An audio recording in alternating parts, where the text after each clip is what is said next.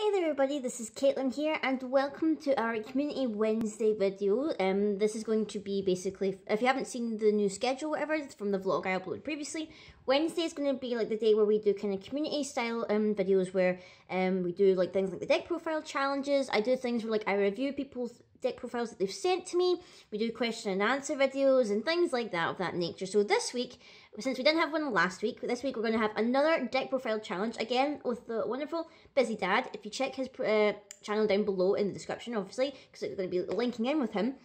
First of all, before I jump into what the challenge is for this week, I obviously want to make some comments or whatever about his build for the Faria deck that we kind of challenged off of the last time we did this, and just like some notes or whatever, like to see, like if you haven't seen his yet, obviously go check it out, make sure, because you want to support both of us.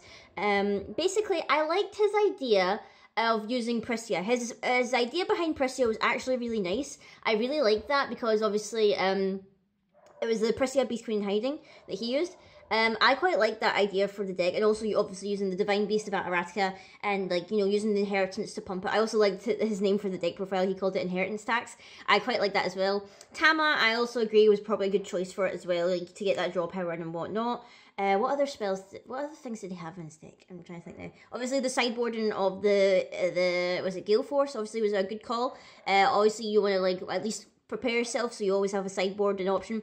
But other than that, I really liked his build. It was a solid build. It was pretty good, and you know, I would highly recommend, if you've not seen it yet, go and check down in his channel and check it out, because it was a really fun like collab to do, and that's why we're doing it again. Also, feel free, if you want to collab or whatever on doing this, if you're a content creator and you want to do this deck profile challenge, then please just send me a private message. It's very easy. If you go into YouTube, if you go to a channel's about feature on their page, it can send private message. So if you're a content creator and you want to do a deck profile challenge with me, hit me up, and you know, if we do it in a similar format that I'm doing right now, and we can sort something out. So getting into this week, the challenge for this week is actually to build a deck for our new basically our returning Overlord in a different body, Valentina herself, who is like sitting in a Shion sleeve right now, because you know, I'm that edgy person who's going to remind you all of all your dead waifus. And so the idea for this one is, again, it's going to be New Frontiers, using, if I don't throw her about, using Valentina, the new one. Obviously, it's going to be water and black. So that's really the only stipulation for this challenge, is that we're using Valentina, water and black, and it's New Frontiers. So going into the actual profile herself, looking at lovely Valentina. She obviously is white-black. She has a judgment of 1 white, not white-black, what am I saying? She's water-black. Because I keep wanting to say, I want to say water and I keep thinking white. I don't know what I'm thinking, like, it is blue-black. Blue-black, water darkness, technically, is the term. If I can even get my typings right for these damn cards. It's just water and black and then 1 void for her judgment. And obviously she's got energized for water or darkness. And then her neat ability is that whenever you play a water chant, a target resonator gains -X, where X is the cost of the chant. And then she also has, like, when you play a darkness chant, target resonator gains -X defense until end of turn, where X is the cost of the chant. And that counts for dual color spells, so basically you're losing attack and defense and whatnot. The way I would like to play her, basically in this build, is that we don't really care about flipping her too much. I mean, I'll show it off because it's like an absolutely gorgeous card and I totally love it. But like, look how awesome she looks. You can't probably see because it's like reflecting the camera a little bit, but she looks absolutely gorgeous. I would love to have a playmat of like the evil side of this Valentina, because she looks amazing. But basically she is Valentina, the Release Terror, 1000 attack. You can play 1 void less to play Water Darkness cards. A Water Darkness card is both Water and Darkness, obviously.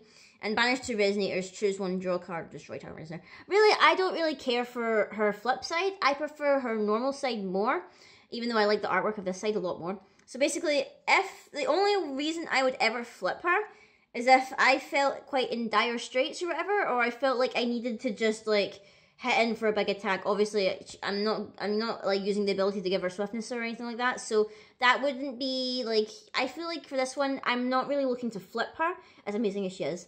I would rather keep this ability on the field, so like I'd prefer to use this. But going into the main deck, again, I don't actually have all the cards and whatnot for the deck profile, which is why like I'm doing it in this kind of format. Plus, I want to do it in this format because it feels like I'm talking to you guys more, and this is a different kind of format from regular deck profiles where I'm just showing you the cards and whatnot and just talking through them, because this is obviously a kind of interactive thing. I want to show my face or whatever. So we've got them in the old Valentina sleeves. That's because I wanted to fit in with the theme there. Force of Will, really, you need to produce more sleeves. Like, literally, we need more sleeves, because I've seen pictures of sleeves, and for some reason, they've just not released yet. Like, I've seen Zero ones, I've seen Beasting ones.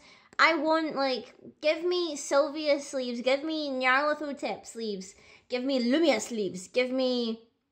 What else could we get?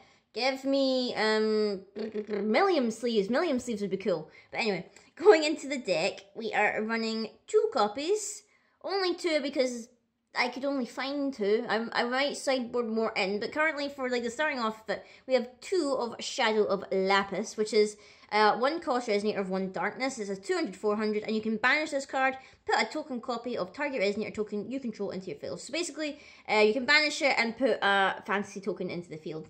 For some reason, this is an uncommon, and I know I only bought 1 box, but I feel like I pulled more than 1 of this. Like, well, obviously I pulled 2, but I feel like I pulled more than just 2. Like, it can't be that uncommon that I only had 2 copies in my entire box. I might be wrong, but like, so for the most part, we're only running 2 currently, because, you know, still need to like properly test it out and whatnot, because I don't have all the cards technically for this deck, and it is a deck I would like to run and build like alongside my Lumia deck.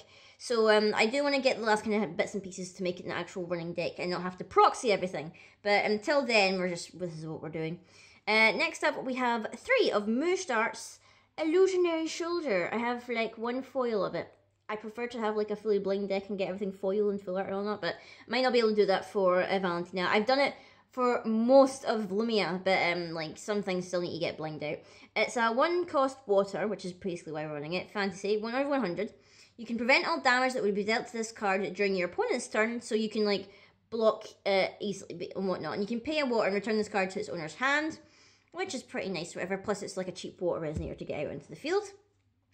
Next up, we have got 4, count them 4, of Illusionary Projection, who is a 2 cost, 1 water, 1 dark. It is a 400/400, fantasy again.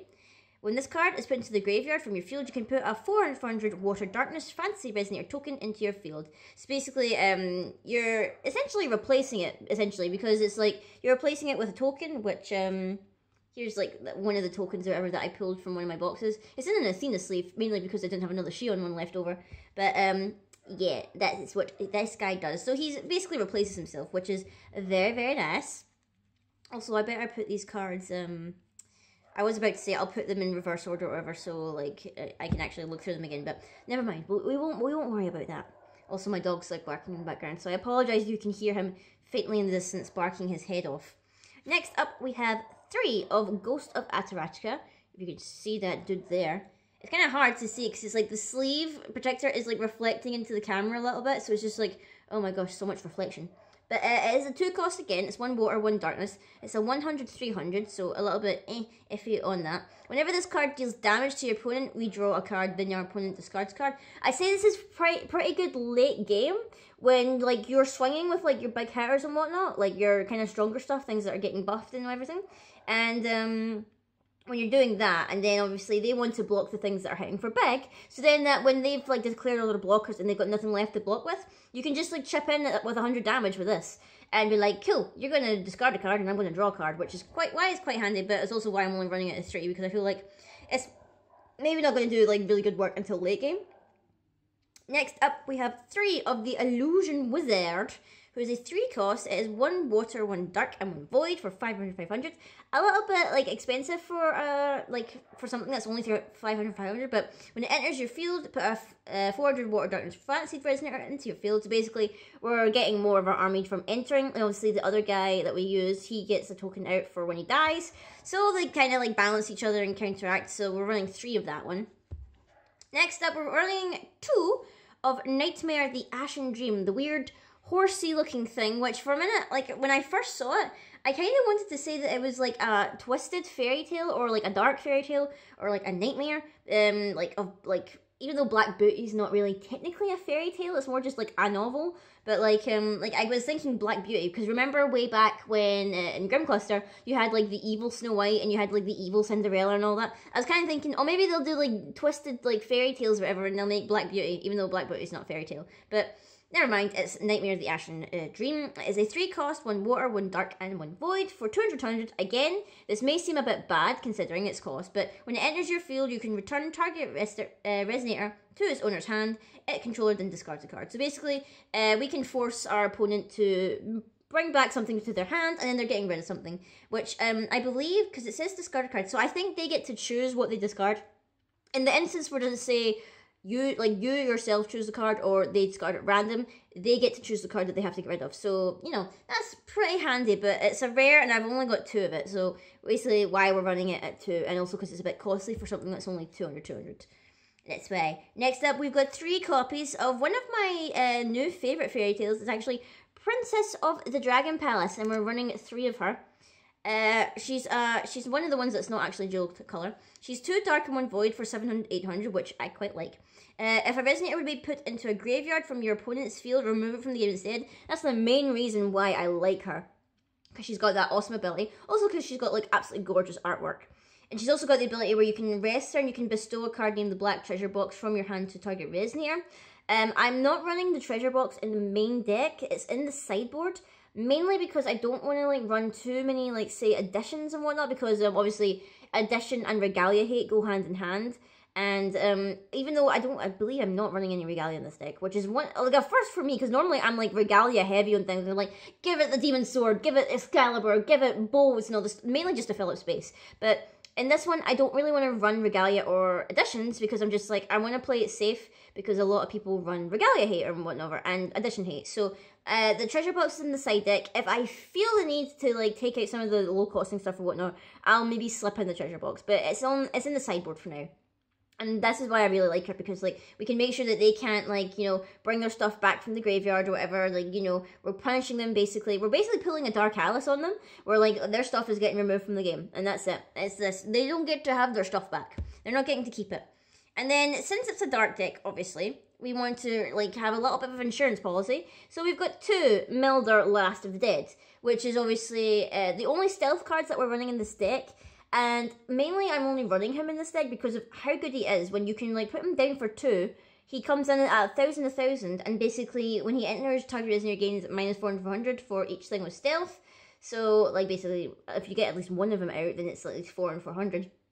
And his trigger thing is like you control a darkness magic stone and your life is 2,000 or less. So in the off chance that we're in like that kind of dire straits where like we're low in life, we know that we can like bring him out, and we've got at least another good chunky Resonator to hit hard with. And the other Resonator that we're hitting hard with, by the way, is we've got 3 of our beautiful Captain Hooks. And the reason why we're running 3 of our beautiful Captain Hooks is because dual colours are now a pretty big thing now. And what are dual colours? They're special stones. And Hook doesn't like special stones. Well, he likes them. He likes to take them. And he probably does like to take them because they're like treasure. But he likes to make them go away. So basically, we're going to put our opponent back a few turns by like snapping down a Captain Hook or 2. Also, he's like a awesome 1,000 blocker. So again, he is pretty good. He's a 5 cost, obviously. So he's like 2 water and 3 void. But don't really mind too much, especially if we can maybe get him out with Energize, which is pretty nice. We can get him out turn 4 if we manage to get the right stones or whatever. So that's why we're running 3 copies in him. And obviously, because it's the fantasy token Valentina deck, we would not be complete without the lovely Moojdart, which can't really see very well in the camera there, but this is my full art. Actually my only copy, because these are 2 proxies, but we're running 3 of it anyway. I need to get like another 2 of this, because for some reason I only have 1. I only have 1 of the lovely Moojdart, and I actually really like this card. The only thing I don't like about it is that the artwork is really, really creepy. Like, I don't know why. I think it's like the red kind of like thing, like obviously it's like Valentina like controlling her like a puppet, but like I know like people are like, what is this thing in the back of her head? Is it like some kind of parasite or whatever? But at first I thought it was like some kind of like brain like kind of cell thing that was like Valentina was using to control her. Apparently that's like a headdress, but it looks like her brain is spilling out the back of her head. But anyway, we have Moojdart, Lady of Illusions for a 4 cost. It's 1 water, 1 dark, and 2 void. It's an 800 flying. The only thing with flying in the main deck It has other water resonators you control gain plus 200 to 100, and other darkness resonators you control gain plus 200 to 100. So, which I believe means that dual attribute ones with those colours, well, those attributes or whatever, will get a 400 buff, which is what I believe happens in that instance, because they are both, like, they're both them, so, like, they both get the buff. And also, you can banish a fantasy resonator. This card gains barrier until end of the turn. So basically, all those tokens that we're getting in, yeah, we're going to protect Moojdart for days with those. And getting into the spells and whatnot, because the spells work very well hand in hand with the idea of the deck.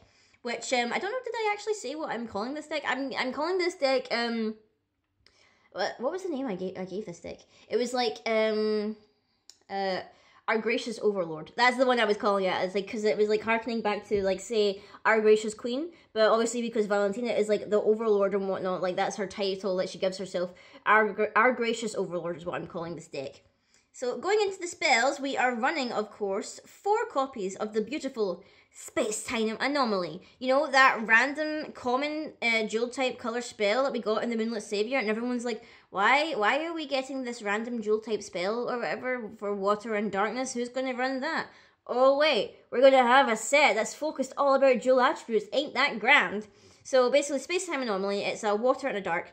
Has Remnant, by the way. Remnant is an awesome thing where we can play it from the graveyard just by removing it from the game. A target J/Resonator gains minus 500 until end of turn, and then we draw a card. Obviously, since it's working in hand with Valentina, they are basically also losing 200 because it costs 2. So basically, something's losing 700. So you could easily kill something with that. And obviously, you get to draw a card, and we can basically do it like 8 times because we can remove it from the game and do all this funky stuff. So that is like a really good spell. Next up, we're running 3 copies of Magic Rebound, who is a quick cast. It's a 2-1, obviously. It's 1 water, 1 dark. Change the target of target spell or ability with a single target, then draw a card. The new target must be legal. Now, this is actually something that I need to clarify as well, which I'm sure the people in the comments will rectify me on this, because every time I'm just like, does this thing work, or what is the instance of that? I'm always like asking, and then people will say in the comments, and that will help clear it up. So it's really helpful, like, for people who are like not sure how certain interactions would work. So like basically, it says if like the new target needs to be legal. So like, say for instance that someone is, say, using lightning strike. So they're saying, I'm gonna lightning strike you, like me as the player. They're gonna lightning strike me, make me take 500 damage.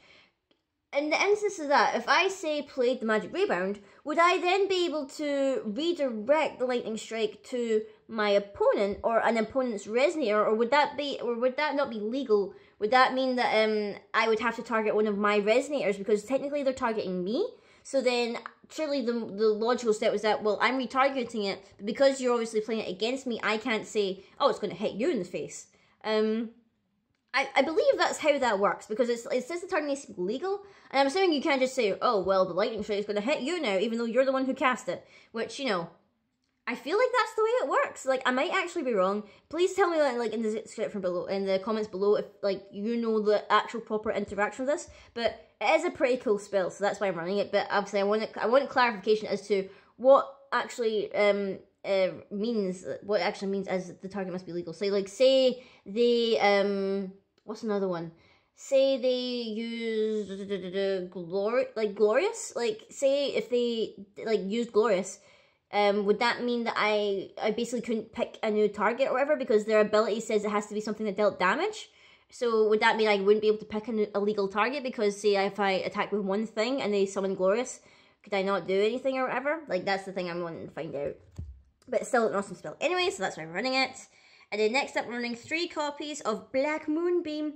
Not the promos, because I never got the promos for it, but whichever. I mean, the artwork didn't change that much, so I'm not too bothered about having the promo. But obviously, you know what it does. It destroys target J-Ruler, it cannot be chased, it costs 2 black. We're mainly running this because I feel like with the new set, people are loving their J-Rulers more. They don't feel as threatened to flip, but obviously the possibility is still there. So that's why we're running that, and obviously it's darkness, so we got to get those debuffs down. And then next up, we have 3 copies of A Wall of Ideas, which is one card that I love so much. I practically try and stick it in every single water deck that I ever make, because I just love this card so much. It's just a 1 cost. It gives a target Resonator. It gains minus 800 attack which since it costs 1 would technically be minus 900 attack because of Valentina's ability, or something gets plus 800 until end of turn, which is pretty nice as well. So this has actually saved me from quite a few things in the past, so that's why it's going into the deck. And the last one that we've got in the main deck is a Plot of Water and Darkness with this awesome like art here of like Valentina controlling Moojdart. It's a 3-cost quick cast, 1 water, 1 dark, and 1 void. You choose one. If you control a water J/Resonator and another darkness J/Resonator, you can choose both. Destroy target Resonator or put a 400/400 water darkness fantasy Resonator token into your field. So you're basically getting both if you've got at least one of those like things or whatever. So we're only running 2 of it because I feel like it's not something that we really need often enough. But that's basically, we're running 2 of it. Considering the sideboard, I don't actually have like the sideboard with me, but the idea I had for the sideboard is that we would definitely be running 4 copies of Queen's Envoy if we know that our opponent has a lot of flyers, because obviously in that first game where you're playing someone, if you don't really know their deck, you don't really know what kind of flyers they have. Since Moonstruck's the only thing with flying, and I want to keep her alive, we're running this because obviously this card can block while rested, which is very handy, and you know it's only a 1 cost, and you know fairies are nice, so we can block or whatever, so we can protect things but from flying things. I would also run 4 in the side deck of the Bear or Transformation Magic or whatever, because it's such a handy card. I mean, it's such a meme card now because of all the stuff that's been going on. I don't know if anyone knows about the whole fiasco with someone having the magic stone, the magic bear transformation in their stone deck and getting a loss from that, and basically a whole bunch of memes exploded about it. But we're running 4 of that in the side deck. Other than that, did I say I was running anything else in the side deck? I can't remember now. I feel like I'm missing something, but like I'm pretty sure that was just my side deck, unless I had like another 2 copies or whatever of the Lapis's Shadow Fantasy thing. Other than that, but that's basically the main deck. For the stone deck, I've had to proxy the majority of it because I don't have any of Valentina's special stone, sadly enough. But we're running 4 special stones of the Magic Stone of Dark Depth, which is the Water Darkness Jewel Stone. I've had to proxy the 4 Remnants of Attoractia, or whatever it's called, the Valentina special stone, basically, that does water and darkness as well. 4 of that, and then just to top it off, we have 1 darkness stone and 1 water stone, just to get it up to 10. And that sorts it out. And obviously, since we're doing the fantasy deck or whatever, we got like a little fantasy token and whatnot. So I don't actually have that many copies of this. I might need to try and see if I can get some copies because I only have 1, and I don't want to have to keep using dice for every single fantasy resonator or whatever that I stick in. So hopefully I can get more of these. But yeah, guys, that would be the deck profile for our gracious Overlord. If you like this profile, then please tell me down in the comments below. I think Bizzy is going to have his deck profile not today, but I think in the next couple of days. So check out his channel down below, subscribe so you can follow him as well for his version of the Valentina deck. I feel like with Valentina, unless if he's not doing the fantasy token build, he might do something like incredibly different, or he might have something kind of similar, but maybe like a little bit different. Obviously, people have different ways to build the one wheeler, and that's like why I love this game so much. Is that you don't have to all play the same deck. You can be different because, you know, originality is like the best thing ever when you're not all copying each other and whatnot. But I hope you've enjoyed this deck profile, guys. Let me know down in the comments below what you thought of it, any changes you would make, and what you think of Bizzy's video once he puts this up. So until next time, guys, I will see you all later.